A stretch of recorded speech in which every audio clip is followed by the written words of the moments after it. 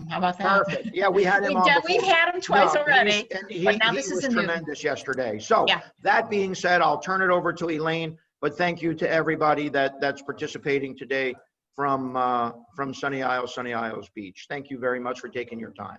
Elaine? Thanks. All righty. Well, that was great information, Gary, because Senator Pizzo was a great friend of ours, of all of ours, a real hard worker. So with that said, I think we're going to start with our mayor, correct? Are you ready, Mr. Mayor? Let's hear it. Thank you. Thank you, Elaine. Thank you very much. Before you go, I'm sorry, I just want to let everyone know, please use the chat room if you have any questions, and throughout the hour, we can have those questions answered. Thank you. Go ahead, Mr. Mayor. Thank you, Michael. So it's been a very interesting 3 months, and I'm going to speak on I've got kind of two worlds these days. Obviously, the city of Sunny Isles Beach, and I also happen to be the CEO of One Blood. Some people know that, some people don't know that, but the bottom line is I also I manage the blood supply for the southeastern U.S., and that's a non-for-profit I started about 9 years ago. Ironically, with COVID, most of the therapies are blood-based. So that's kept One Blood very, very busy. So I'm going to talk a little bit about the city, and I'm going to talk a little bit about One Blood, because I know folks are typically pretty curious about that. So I can't think of a more controversial time to be an elected official than it was over the last 3 months. It's interesting that Gary brought up that hierarchy of responsibility, from the federal government to the state government to the county to the municipalities, because it's very misunderstood by the public. So I'm glad you pointed that out, Gary, and I'm glad that Senator Pizzo had the secretary on to explain some of those things, because the public really believes me and my colleagues, who are some are here, Jennifer, Alex, Larissa, Chris, the chief. They think we make a lot of these orders up, and they think most of the things that have happened have basically been a direct reflection of our wishes.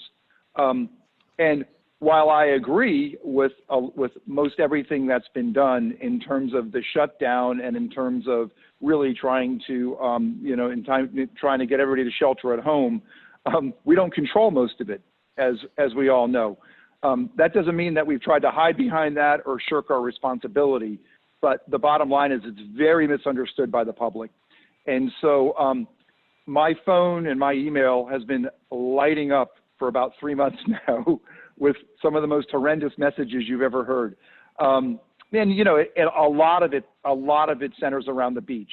Folks have been very, very upset that the beach has been closed, and they've been very, very upset that that a lot of their flexibility in terms of ability to go to our parks, use the beach, get out and about, have been hampered, based on the virus. The good news is, obviously, the beach opened yesterday. Chris and the chief were sending me pictures, and it was really, I'm glad it happened during a weekday, because I think it went off very, very smoothly. We were all very concerned about the beach opening, about the beach getting overwhelmed. If you looked around the country, it's in some spots of the country, when beaches did open again, they were immediately overwhelmed. I have to give County Mayor Jimenez a lot of credit, because we were on several calls, what we call the Coastal Mayors Coalition, and he pulled in Broward County, he pulled in Monroe County, and we realized that when opening the beaches up again, it's a regional issue. It's not a county issue, it's not a municipal issue, it's a regional issue, and it's a it's a Southern Florida issue. So I believe that there was a lot of coordination, and we were a part of that, between the other counties. And frankly, my concern always was, I don't want to go first, obviously, because if we go first, we're going to be overwhelmed. And that's been more or less our strategy in dealing with these orders from the very beginning. What we've tried to do is stay coordinated with the county orders. We've done very few things on our own, I would say, outside of trying to keep alignment with the county. Why? Because it confuses people. They read in the Miami Herald what the county is doing, a lot of my colleagues in other cities, not a lot, but a number of my colleagues in other cities did things on their own. And as everybody might know, the way the rules work is we can be more onerous than an order, but we can't be more liberal than an order. And that's at the state and at the county level. So in a lot of cases around the county, certain mayors in certain cities did things more onerously than the county for a variety of reasons. There are regional nuances, so I get that. But I can tell you our philosophy from the beginning was, it's tough enough on the public as it is, let's not confuse them even further. Because when the Herald does a write-up, they usually are writing about what the county did.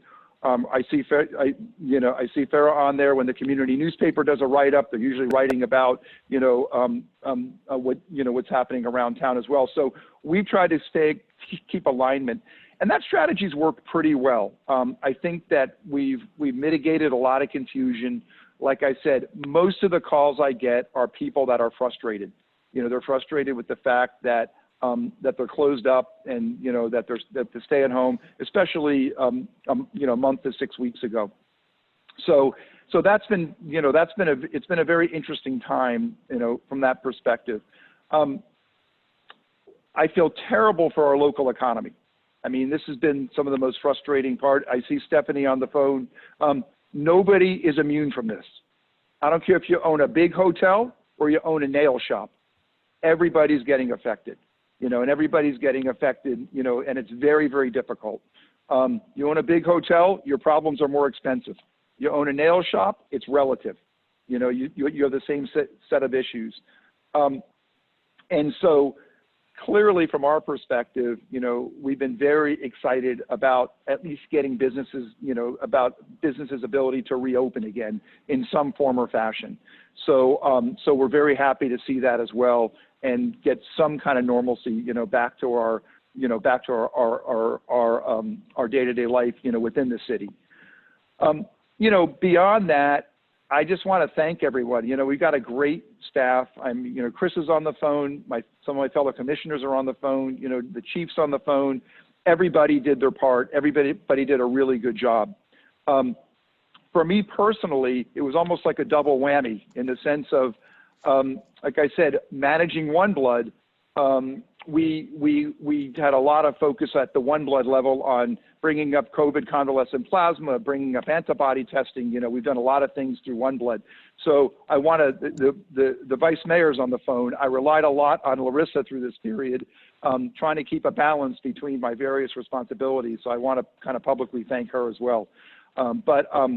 But in general, I would say that, as a city, we fared reasonably well. I mean, fortunately, we've got, strong finances. We've always had a very, very strong rainy day fund.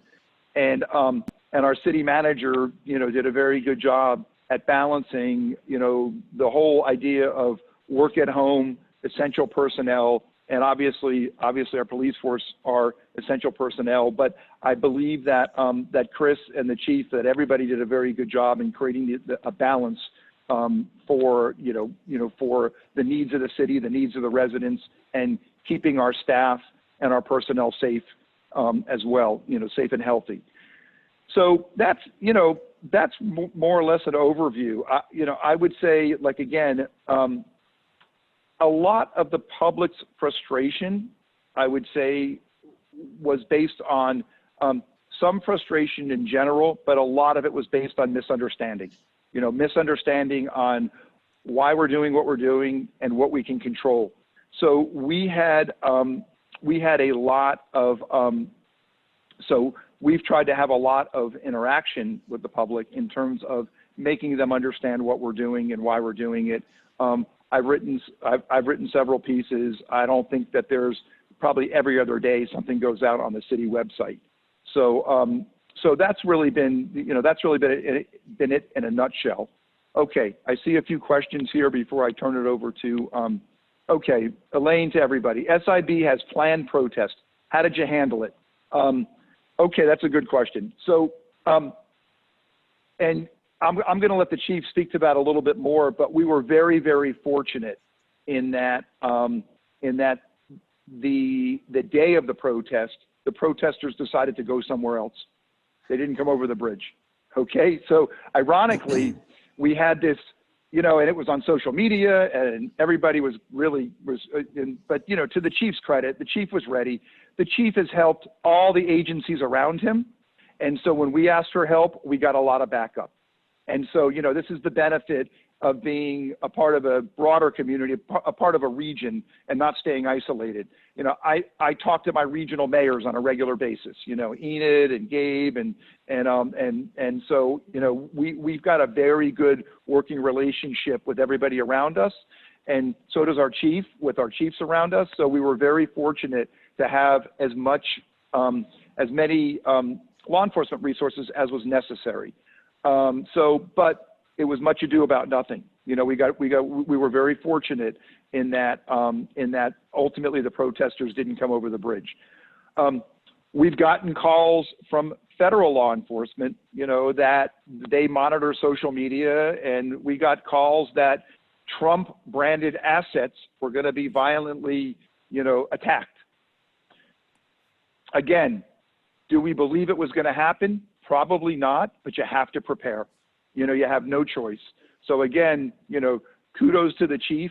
The one thing I've learned from our police department is visibility is everything. I don't think you can go 2 or 3 blocks now in Sunny Isles Beach without seeing a police car sitting there with their lights on. And I've seen the same in Val Harbor. I've seen the same in Aventura. So I think that I think the visibility has been very, very important to dealing. And by the way, I've got nothing against with folks coming and protesting as long as they do it peacefully. That's all. That's all. And the fact is, the issue that we've all had is these protests sometimes get a little bit rowdier, and at that point, you've got to have law enforcement present in order to help manage that. Okay, from Ron, what are you doing in preparation for phase 2? Okay.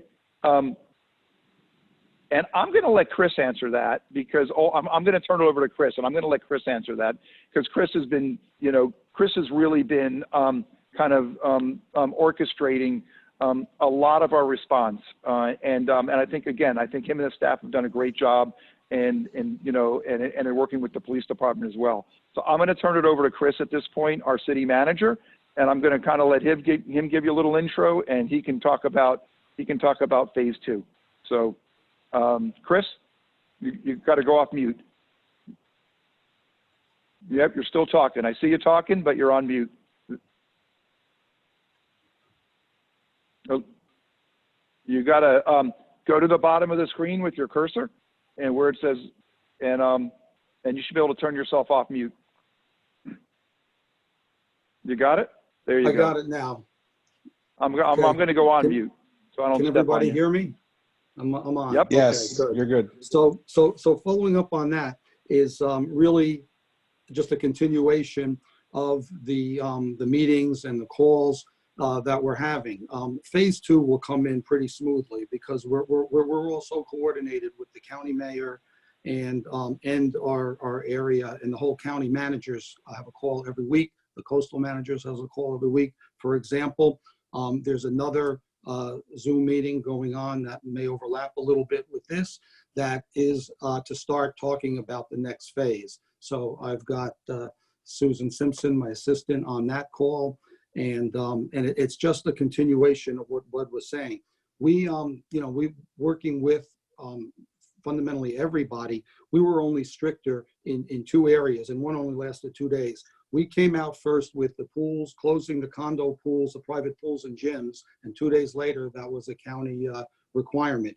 The one that held up to this day as being more restrictive has been the requirements we put on new construction. And that was another one like the beach that we have been getting, tremendous calls. For some reason, there are a lot of people that feel that construction workers, don't take this seriously or are not protecting themselves, and there's a lot of them, no question. Frankly, these people have taken more strides than any other sector of the business community to stay safe, trying to make a living. They're no different than anybody else. So that still stands to this day. We may loosen up a little bit, but it was very strict. I mean, it restricted some of their own rights as to even getting lunch in the community. So that, just as an example there. Going forward, a lot of the questions and things that I get have to do with, how is it going? What's the impact going to be financially? And the opening of the beaches and opening of the businesses and everything, as the mayor said, so far that has gone pretty smoothly. In fact, the minor problems we had, there was more in the opening of restaurants and things and the social distancing than so far on the beach. I mean, hopefully I can still say that after this weekend, but I think it's going to work out pretty well. We never shut down. We had all our services going. They were limited. They were by appointment only. Our buses never stopped. We got down to reducing schedules and then having it by appointment only. And now all our buses are being refitted based on the county's guidelines for the social distancing, and then they'll be back on the trail.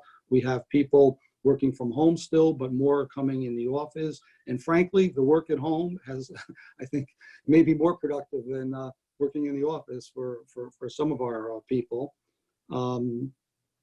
We've got capital projects, thankfully, still proceeding. Few things may have slowed down the preparation for some projects and the bidding process, which takes a lot of interaction. But overall, to summarize it, we do have a financial, like every other municipality, we will have a financial impact to this. It's going to be somewhere between $2 and $5 million is our estimate.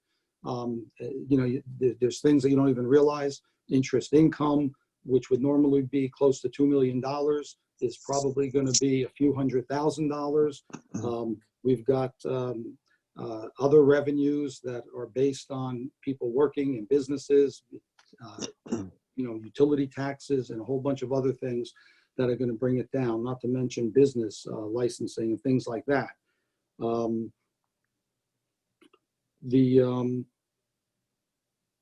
That's pretty much, that's a pretty good overview of the situation. Chris, there's a question that came into me privately from Farah. She wants to know, with the increase of the COVID cases, how can you really go to phase 2? I don't know if you want to answer that or if somebody else wants to. Well, like I said, we're talking to the experts that the county has retained. There's been, for example, with regard to the beaches, there was at least 2, I think there may have been 3 medical doctors that helped us hash that out. That's probably the best example. Actually, the mayor may have something to say on that. He was very vocal during those Zoom meetings with the county on that. Thank you. So my personal opinion is that we're going to have a second wave and a third wave. That's my personal opinion. Based on what I understand from working in the blood center and working with the Surgeon General, the FDA, the CDC, I probably know too much. That's probably part of my problem. But I was not a big fan of opening back up when we're opening back up right now. I know it's brutal on the economy, but I personally have found it to be it's going to be very difficult, because ultimately what we did worked. Social distancing, stay at home, it worked. And I think at this point, the government and probably popular opinion has decided that that if we don't overwhelm the hospital system, we're going to manage the problem. And that's really what it comes down to. Yeah, I see you shaking your head, Farah. I feel the same way. It's frustrating for me to watch, but the fact is that, we're still 12 to 18 months away from a vaccine. I know we're working on supplying researchers with antibody-rich plasma to make a hyperimmune, to make a drug that could help mitigate, and frankly, I've watched our shipment of plasma going to critically ill patients go up in the last 2 weeks. So that tells me that it's building again.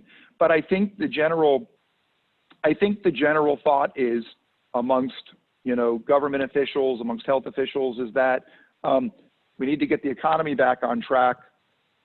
We believe we're not going to overwhelm the healthcare system, so we're opening back up. But my personal opinion is there will be another wave, maybe not as strong as the first one, and then there'll be a wave after that, until we can really get our arms around it. And I think if you really look at nationally and internationally, the thought leaders in this area on the scientific side, they're all saying the same thing. This is not my original opinion, but I'm kind of I'm entrenched in this, day in and day out. So, and it's interesting. I know that Larissa and Jennifer and Alex remember it. I came back from Washington, D.C. around March 15th, and I called a special meeting the following morning, and I said, we're going to have to shut all the parks down. And everybody looked at me like I was crazy, But it was about 3 or 4 days before it really kind of moved into the popular consciousness, You remember in like mid-March, all of a sudden it came on like a ton of bricks in the press and everything else. And so so ironically, we were probably one of the first in the county. And I remember talking to Stephanie and Jules too that day. I called Stephanie and Jules and said, I said, this is going to be pretty ugly. I said, you're going to see. And because I had just come back, I was sitting with the head of the FDA, and it was very clear to them what's going to happen, and so we were probably one of the first in the county to actually shut our parks down and to start battening down the hatches. Listen, it all happened about 2 or 3 days later, but when I came back, this is the conversation we had. So I've been in a very fortuitous position to kind of see what's going on nationally, talk to the thought leaders, understand, because I have to keep the blood center prepared all the time. I have no choice there. I mean, that's the single point of failure in the healthcare system, and certainly in COVID therapies at this point. I think we were the 4th in the country to actually have a convalescent plasma transfusion, and that was the mayor of Miami. Francis Suarez was the first donor in the southeastern U.S. to actually donate convalescent plasma. Francis and I, spoke, and he had gotten tested early on, and so that was pretty interesting. That was the beginning of April. That was like the first week of April. I think April 2nd or April 3rd. So very early on in the process. So to answer the question, second wave is going to come. I think we're going to manage through it. That's it. It'll be interesting how it affects people's psyche. I don't know. I'm not sure. Ron? You're on mute, Ron.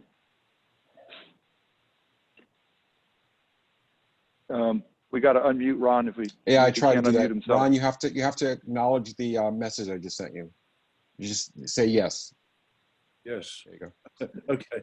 We call him Michael Wizard of Oz. He's behind the curtain with all the buttons. Yeah. Shoot, Ron. People tried to mute me for a long period of time. Okay. Yeah. Nothing new, huh, Ron? What I'm concerned about is I'm sending out a little memo because I still like policy. We're in a different situation up here in the Northeast area than, say, the city of Miami, especially with phase 2 coming in, because during the winter and fall, we have all these people coming in from Chicago, New York, New Jersey, and all that stuff. In the city of Miami, maybe they have more residential permanent residents.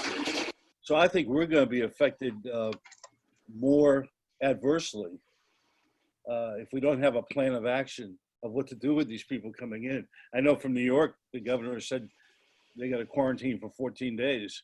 I don't know about from Chicago or from Missouri or whatever, but that's what I was really getting at, how we're preparing for that, because we're in a different situation. Yeah. I don't know how we can prepare as a municipality for that. I mean, are we going to, everybody that drives over Lehman Causeway, are we going to stop them, look at their license, and put them in quarantine if they just got to town? If you think about it, it's a very difficult problem to manage. I think if the federal government wanted to manage it, they could. They've decided not to. But the fact is that you'd have to catch them at the airports. But then it doesn't preclude anybody from doing a road trip from New York. So honestly, what I've preached to our city, people have to take personal responsibility, plain and simple. You have to take personal responsibility. My concern is, and I've written some bleeding heart messages to the public. My concern is that, you know, as it gets as we open up, people think it's over. You know, they misinterpret the fact that opening up doesn't mean it's gone. And I keep saying, just because we're bored doesn't mean the virus goes away. You know, this is a fact. And so to your point, Ron, very difficult to manage, you know? And so what I feel, what we do as a community is, you know, we stress personal responsibility, number one. And number two, we make sure our businesses and our beach, that we adhere to the social distancing, you know, and, you know, mask requirements when they're required and what have you. So this is what we can do as a community, you know, but unfortunately, I don't think a municipality or a county or even a state, quite frankly, can legislate their way, you know, out of this thing without some real draconian action, you know, and it's not happening. So that's the issue. And I agree with you. You know, when you're out of area, I mean, I know Mayor Suarez at one time said, I want to shut down the airport, or I want to monitor everybody coming in. You know, frankly, I didn't disagree with him, but I think it's a Band-Aid on the dike. You know, I think you can still drive, you can fly to another airport, you know, you can, you know, listen, we're in America, everything is very porous, you know, the borders are very, very porous. So it's interesting. It's a real conundrum, you know, from my standpoint. So, you know, my colleagues will tell you, you know, the messaging that we keep putting out is personal responsibility. Take this stuff seriously. Don't think it's going away. That's it. You know, go ahead, Ron. Yeah, if I could just follow up very quickly. I'm also concerned about the equipment type situation. If we're going to be adversely affected because of what I said before, do we have enough equipment for our first responders, the nurses, the hospitals, you know, to... Yeah, I think we do now. Yeah. I think now, to your question, I think the PPE, I think we do now. Yeah, I think that they've beefed up production. Like, I know for One Blood, I've bought 8 million masks in the last 3 months, okay? I've got 3,000 employees, and I put a mask on an employee every day, on donors, on everybody. I mean, we can get them now. 2 months ago, I was going through what the state was going through, what Jared Moskowitz was going through, you know, in emergency management. I mean, everybody was going crazy trying to get masks. I got lucky. I got a direct source in China. I got a shipment. I got very fortunate. Not N95s. I wouldn't buy the N95s because I didn't feel that our folks, I really felt it was important to save those for healthcare, you know, for frontline healthcare workers. So, but I'm just throwing this out there that, you know, as far as our municipalities up here, we're, again, I heard this on TV that, today, everybody's in a different type situation. So when you try and deal on a statewide basis, it's tough to do. We're in a different situation than, say, Ocala is, or whatever. Correct. So, you know, my thought process was, why don't we get a storage area for all the cities up here, Surfside, Val Harbor, and all that stuff, and make sure that we have enough equipment for phase 2 when it comes about, that we don't have to go through the state and all that stuff. That's just a suggestion or an idea. Yeah. I think the good news is I do think that national production is now where it needs to be. You know, I think that we're catching up. I think there was so much emphasis put on this that, you know, from a PPE standpoint, I don't know, Chief, if you've had any trouble getting anything you need, or Chris, I think at this point we've been able to get what we need, you know, so, but I know what you're saying, you know, I don't know that phase 2 or phase 3 is going to have the intensity level of phase 1, but it's going to be there. But I don't think it's going to be quite as intense, you know, but we'll see. You know, it's very hard to say. Elaine, to everyone. Okay, Elaine's got 2 of them here. Since we're talking about COVID, your feelings about the vaccine, where is long-term research on side effects? Okay, so therein lies the rub with vaccines or any kind of drug, okay? You know, the president, God love him, would like to snap his fingers and say, hey, we can get this done in 3 weeks. Okay, clinical trials don't work that way. Again, mid-March, I sat with the head of the biologics division of the FDA. He's the guy that approves all drugs, you know, all drugs and all blood-based therapies. He told me, in a perfect world, it would be 9 to 12 months for a vaccine, but the world's not perfect. Now, there's a lot of folks working on it, Moderna, AstraZeneca. I mean, there's a whole bunch of them out there working on it. They're going to trials this summer. They're starting clinical trials this summer. But make no mistake, these vaccines are really tricky, because if they blow it, it can make you worse, okay? Because what they're doing is, you know, they're messing with your immune system. And so if they don't get it right, these immunotherapies, when they don't get them right, they can supercharge your immune system and make you a lot sicker. So, you know, you don't want to rush to judgment on a vaccine, I can promise you. You know, these are things that you want we want the drug companies to go through the proper trials. And look what happened just with antibody testing. A lot of pressure was put on the FDA. They said, okay, we'll let you self-regulate these first 50 tests. We're going to give an emergency approval to. Just tell us that they have efficacy. 3 of them were worked out of 50. Okay, so the fact is, this is not something that you want to mess with. You know, I believe that we've got the best pharmaceutical companies in the world for a reason, because we have a great regulatory apparatus that makes sure that these drugs don't get to market and have a problem. And the truth is, they still get to market occasionally and have a problem, even with all that apparatus. We all know that. We all hear the, you know, like you talk, you know, Elaine, you mentioned the side effects.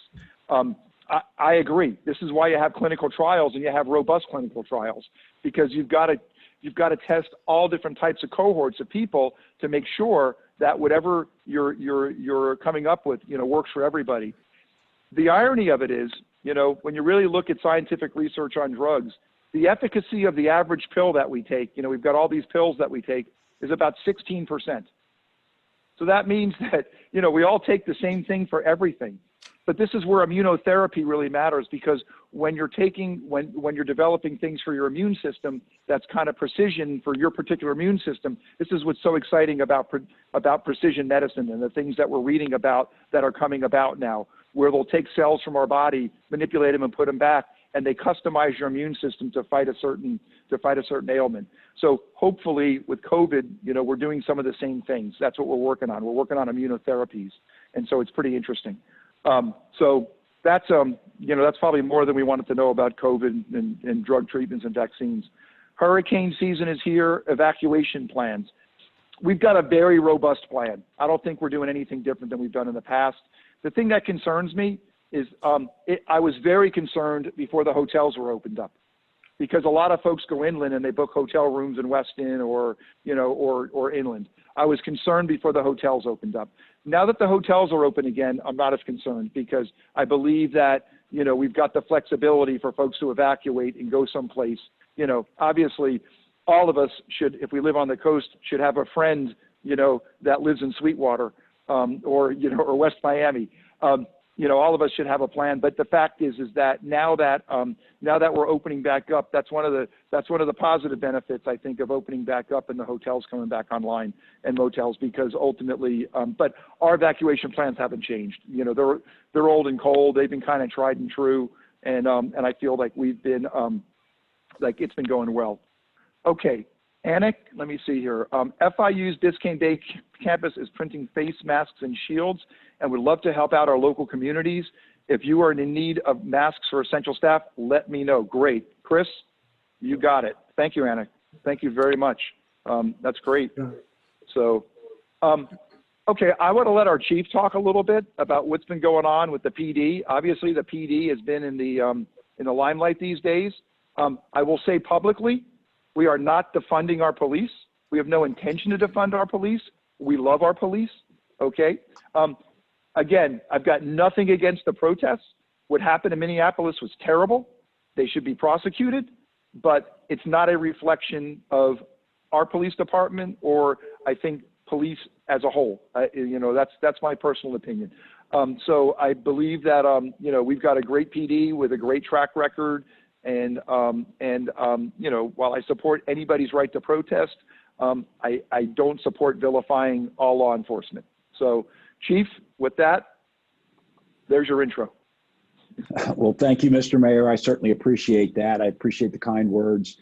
And I have to tell you that you know, going through these last 3 months, as you said, it's been a little bit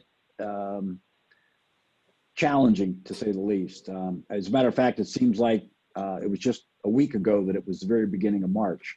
It's gone by very quickly. But I just want to tell you, and I know every quarter you always honor one of our police officers, but in this particular case, I couldn't pick out one particular officer to honor, because that's how committed our entire agency has been throughout this whole ordeal.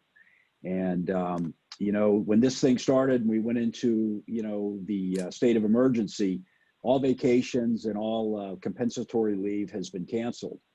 So other than our officers having normal days off, they really haven't had time to spend away from the workplace. And there hasn't been one single complaint, one single anything. Everybody's been here every day, and they're doing their very, very best to keep the community safe.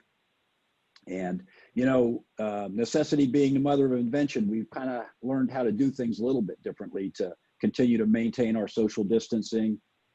So we're working on that while we're still maintaining our ability to get our jobs done. So that's been an interesting thing. And again, as we move forward with technology, the different technologies we're now learning how to use, I think, you know, we're going to become better at what we do just by having to learn things. We need to think a little bit more outside of the box.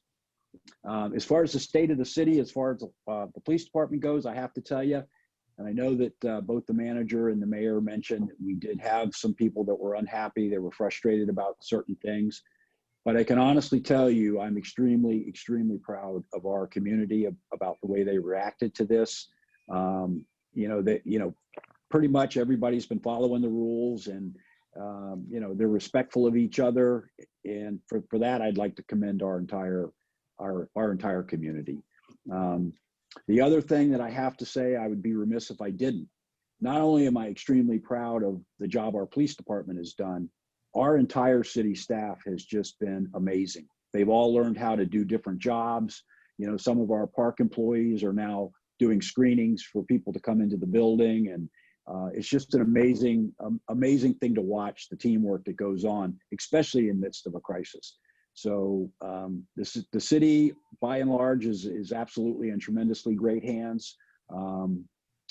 And we should all, for those of us that do work and live here, we should all be very, very proud of everything that's going on. Back to the beach, and I know that we probably will have a few extra challenges coming up this weekend. Yesterday was our first day open, and as promised, the county sent down some beach ambassadors who have been extremely helpful to us. They're throughout the length of the beach. And their job really is just to remind people about the rules of the social distancing and all the different rules that are in place on the beach. So that's been going very, very well. And we hope it's going to be able to continue for a while, because, again, I think, you know, as the weekend starts to happen, I think we're going to get more and more visitors. Yesterday, it seemed as though it was mostly just the residents from the buildings and the hotels that are open. So, but it was very organized. Everybody was doing the right thing. So hopefully we won't anticipate any problems with that. Going back to the social protests, as the mayor said, that went very, very smooth. We do monitor, intel-wise, we monitor those things just to get ahead of the game. And, you know, again, going back to the partnerships that we have, as the mayor mentioned as well, we have such tremendous partnerships with our local police department, starting with Aventura and North Miami Beach, Golden Beach. So in that particular situation, we were really prepared for every contingency that could happen. And thankfully, you know, it was a very, very peaceful group. They conducted themselves as professionally as you could be. And, you know, they were still able to, practice their civil rights too. So that was very, very important. And again, we welcome, people that want to come to protest, as long as they're being peaceful and they're following the rules. That should never be an issue for us. Other than that, I think that's pretty much a pretty good overview of what's going on here. As you know, when you come through our city, you will see a lot of police presence, because, again, we believe in high visibility policing. It has a lot of different cures for it. Slows down some of the petty crimes, and it definitely slows people down on the highway. So that's certainly our goal. Very nice. Great. Excellent. Michael. Yes. I know Stephanie wanted to say something. Stephanie, did you want to make a comment? Go ahead, Stephanie. You got to go off mute, Steph. There you go. I just want to say, as a resident of Sunny Isles Beach, I'd like to thank our mayor, our vice mayor, the whole team for doing such an amazing job. While, yes, we all suffered financially, there were only 9 cases of corona in Sunny Isles Beach the whole time. And as hard as all the closings were, they were very meaningful and very helpful to the whole city. So, and I think everything was done in a really amazing way, very orderly, very politely. And so from us, I just want to say thank you very much. Thanks, Stephanie. Thank you, Stephanie. Thank you. I think Elaine asked a question, how big is your police force? Is that correct, Elaine? Is that what you were trying to say? Yeah. So, Chief? We are actually budgeted for 56 positions. Currently, we're at 52. We've had a couple of recent retirees, and we are just waiting a little bit longer before we can start our interview process because of the social distancing and stuff. So I'm not sure that we are ready to do our police interviews by way of Zoom or any of these other type of meetings, but we'll see how we go but we're getting ready to get back into our recruiting phase as we speak. Very good. Thank you. Mayor, I know there's a couple of commissioners here. I'm not sure if you want to let them say a few words. Absolutely. Yes. Okay. Sure. Yeah, so sure. Any other Sunny Isles Beach commissioners want to say hello? Please unmute yourself and go Alex. ahead. Alex, you want to go first? Yes, good morning, everybody. No, I just wanted to comment and pretty much repeat what's been said. Thank you very much to the staff. We do have a great staff. They kind of kept everything in order. I think that a lot of the feedback from the residents has been positive. We've been keeping them informed. Our media department has done a great job as well. And also want to thank our chief, his police department, our mayor, and the rest of the commissioners. I think it's been good. And like the mayor said, is not over. I think this is a process that's going to be a little bit drawn out, unfortunately, but it's the reality. And we all need to be patient and be cautious. Thank you, Alex. Jennifer. Hi, good morning. I'd like to thank the AMC for giving this forum and for getting, allowing us to share the information. With regards to the reopening, I was actually on the beach yesterday morning taking my walk. I saw the beach ambassadors. It was good to see. It was very orderly. Everything is going, the reopening, at least in the middle of the week, it was a good idea, and I think it went very well. Plus I really missed being out there. And I also want to take the opportunity to thank our various teams, the police department, definitely the media team. I'm very proud of us. I think Sunny Isles did things, as best as we could. We were rolling with the punches as much as everybody else. And I think we, so far so good. So, no, that's all. Mayor, anybody Okay. else? Anybody else from Vice the commission?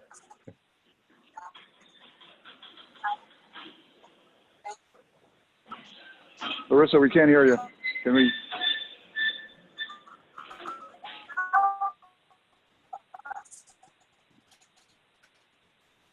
Larissa? You're unmuted. Go ahead. You should be able to speak now. No. Your microphone looks like it's not working. So unfortunately, we can't hear you. I'm sorry about that. Okay, thanks. Sorry, Larissa. So, okay, Michael, back to you. Anybody else? Okay, so we have Rita from Aventura Police Department. I believe you wanted to say something, Rita. You raised your hand, Rita? Yeah. Hi, thank you. Elaine, thank you as always for putting these together. And I echo what everyone else said. The Okay, I don't think, is that Larissa talking? I don't think we can, Larissa, unfortunately, it's very garbled. No, Yeah, sorry about that. No. no, I think it was Rita, actually. I think it was Rita. I just don't think it was, I think we were getting that digital chop. Oh, It's okay. not working. That's okay. Rita, you want to go ahead, Rita? Can you Now? hear me now? Yes. No. All right. Wow. Okay, we're getting some feedback from somebody. Yeah, I think it's Larissa because I see that's what's appearing on my screen. Rita, go ahead, Rita. Okay, good morning, everyone. For those of you who don't know who I am, I'm Rita with the Aventura Police Department. I just wanted to say that in the last 20 years that I've been with the Aventura Police Department, I've been fortunate enough to meet a lot of very good chiefs and police staff, the officers and the support staff. I want to thank and give my respect to each and every one of these individuals that do this job. It's a job that very few people can do and do well. My heart breaks for what's going on and how they look at the officers, what they think about them right now. But I am a strong believer that there are a lot more good people out there, a lot more people who respect and admire this profession. And at the end, good will prevail. We will all come out of this a lot stronger and better for it. That's just my point. Thank you, Rita. Very nice. Very, very well said, Rita. Very, very nice. Anybody else? We have a few more minutes before we have to say goodbye. Any other comments or no? Lou All right, Thaler well, Lou Thaler has checked in. I see him on the screen. Lou, did you want to say a few words? Where are you, Lou? Also, I want to compliment the commission, and as a citizen and as a former commissioner, listening to the people on the street, I think you've done a great job. The only complaint was really out of your hands, and that was the beach area. The people were pent up and they wanted to get on the beaches as early and as soon as they could. Other than that, there were really very few complaints that I heard or phone calls that I got from the different people within the city. So I take my hats off to the commission and to Chris, and of course to Dwight, who's done a really a remarkable job through all of this. And I thank you all. Very good. Thank you very much. Anybody else? All right. Well, I can tell you this was very informative. We have done this with the city of Aventura, and it's such a delight to see Sunny Isles participate. Looks like you guys have a cohesive group, just like Aventura. So that's why we're good neighbors. And if no one else has anything to say, Elaine or Gary, any parting words before we say goodbye? No? No, I just want to say I listened to everything that was done, and I compliment, as we've done, as we said in the beginning, over 40 of these types of programs.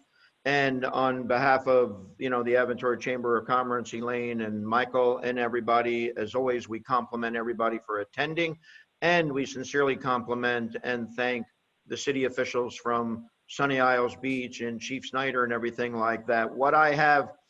One of the most important things I've learned over all of these, and that is a couple of things. One, every municipality is different and you all have your challenges. So what I've learned is that we have, as Mayor said in the very beginning, we kind of lump everything together from what we hear, and we believe from an outside third party that what we hear as an order is good for everybody, and it's not. I've learned that definitely with associations over the last couple of months, but even from the cities. Each city is unique to itself.